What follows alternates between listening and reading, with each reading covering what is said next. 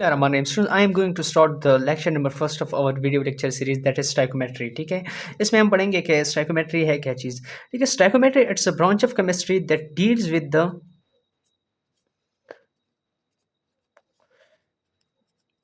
interconversion of interconversion of matter based on stoichiometric equation. ठीक है, now अगर किसी स्टाइकोमेट्रिक इक्वेशन के अंदर मैटर का कन्वर्जन हो जाता है एंड इसको हम स्टडी कर रहे हैं, वी कॉल इट स्टाइकोमेट्री. ठीक है, अब matter it will present in the form of reactants and products. Matter in the form of reactants and products हमारे साथ प्रेजेंट होगा. अच्छा, हम एग्जाम्पल लेते हैं. ठीक है, एग्जाम्पल लेते हैं. ठीक है, अच्छा, एग्जाम्पल लेने से पहले हम चले जाएंगे टुवर्ड द स्टाइकोमेट्रिक इक्वेशन. के स्टाइकोमेट्रिक इक्वेशन है क्या चीज़. ठीक है, स्टाइकोमेट्रिक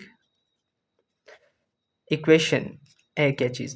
ठीक है, स्टाइकोमेट्रिक इक्वेशन एक ऐसा इक्वेशन दैट मस्ट ओबे दो चीज़ें ये ओबे करेगा. ठीक है, एक क्या आप ओबे करें, law of conservation of mass. ठीक है, एक स्टाइकोमेट्रिक इक्वेशन के लिए ये ज़रूरी है कि ये law of conservation of mass को ओबे करे. And the second thing that is important for a stoichiometric equation that it must ओबे लॉ ऑफ डेफिनेट प्रोपोर्शन.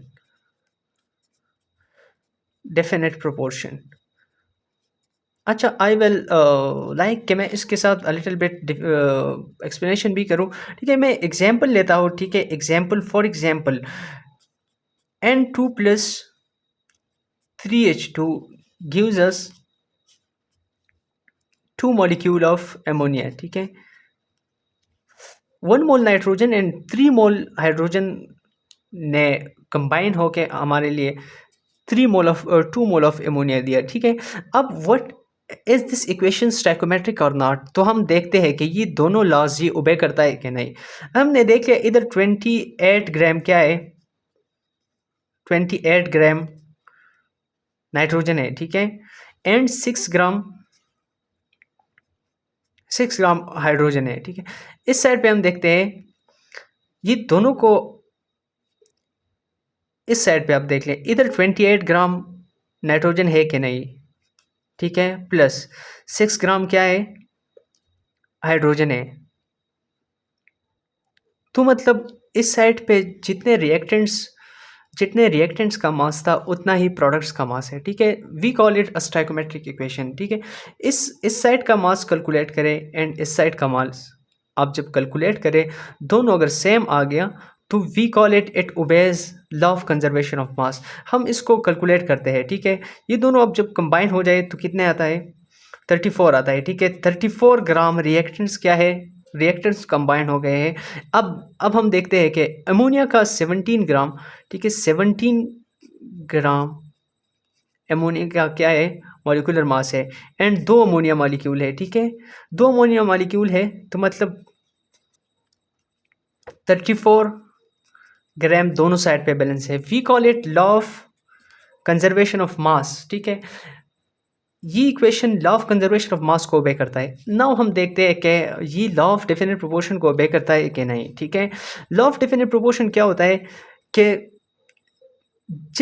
जितने एटम्स इस साइड पे है एंड जिस तरह सैम्बल्स है रिएक्टेंट साइड पे, उसी तरह प्रोडक्ट के साइड पे भी होंगे. ठीक है, यहाँ एक अमोनिया मॉलिक्यूल, यहाँ कितने नाइट्रोजन एटम्स है, 2 नाइट्रोजन एटम है. ठीक है, एंड इधर कितने नाइट्रोजन एटम है, इधर भी 2 नाइट्रोजन एटम है. यहाँ 6 हाइड्रोजन एटम्स है, इधर भी 6 हाइड्रोजन एटम है. ठीक है, ये हो गया law of definite proportion. So the equation given is a stoichiometric equation.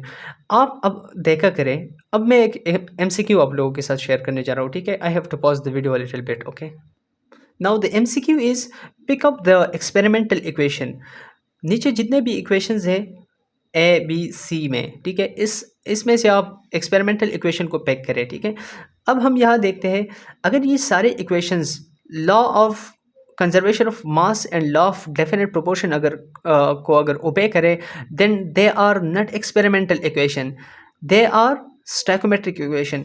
यहाँ हम देखते हैं, ठीक है, ये इक्वेशन भी law of definite proportion and law of conservation of mass को ओबे करता है, ये भी ओबे करता है, ये भी ओबे करता है। So the right option is none, क्योंकि ये सारे जितने भी है दे आर स्टैकोमेट्रिक इक्वेशन, ठीक है। अगर कोई इक्वेशन, अब एक्सपेरिमेंटल इक्वेशन की तरफ चलते हैं, ठीक है। अगर कोई इक्वेशन ये दोनों कंडीशन ओबे नहीं करता, we call it experimental equation, ठीक है। हम इसको फिर एक्सपेरिमेंटल इक्वेशन बोलते हैं, ठीक है। एंड एक्सपेरिमेंटल इक्वेशन को दूसरे हम रेट इक्वेशंस भी बोलते हैं, ठीक है। रेट इक्वेशंस, रेट इक्वेशन ये हमें क्या देता है, it gives us the order of the equation, order, ये हमें इक्वेशन का ऑर्डर या किसी रिएक्शन का ऑर्डर का बता देते हैं, ठीक है। Is the reaction first order, is it second order, is it third order, और इट इज जीरो ऑर्डर, या इट इज सूडो ऑर्डर, और इज इट इनवर्स और नेगेटिव ऑर्डर। ओके, ये हम आगे पढ़ेंगे, ठीक है। ये चैप्टर भी काफ़ी ट्रिकी चैप्टर है, तो मैं कोशिश करूँगा कि इसके वीडियोस भी आप लोगों के साथ शेयर करूँ। ओके, अब एक स्टाइकोमेट्रिक इक्वेशन हमें क्या देते हैं, ठीक है। Stoichiometric equation gives us molecularity, ये हमें मॉलिक्यूलैरिटी देता है, ठीक है। It gives us molecularity. अब मॉलिक्यूलरिटी, इस इक्वेशन की मॉलिक्यूलरिटी क्या है, रिएक्टेंट्स के साइड पे जितने भी कोएफिशिएंट्स हैं उसको आप ऐड अप करके, ठीक है, उसको ऐड करके इस रिएक्शन का मॉलिक्यूलरिटी क्या है, इस रिएक्शन का मॉलिक्यूलरिटी 3 है, इस रिएक्शन का मॉलिक्यूलरिटी 7 है, the maximum the highest molecularity इस रिएक्शन का है 7 है, ठीक है। इस रिएक्शन का मॉलिक्यूलरिटी कितना है, 2 है। तो स्टाइकोमेट्रिक इक्वेशन जो है ये हमें क्या देता है concept, it tells us about the molecularity. ये हो गया अ little bit discussion on stoichiometry and stoichiometric equation. फिर एक स्टाइकोमेट्रिक इक्वेशन के लिए इम्पोर्टेंट क्या है, ये सब भी हमने पढ़ दिया। तो चले मिलते हैं नेक्स्ट वीडियो में। अल्लाह हाफिज़।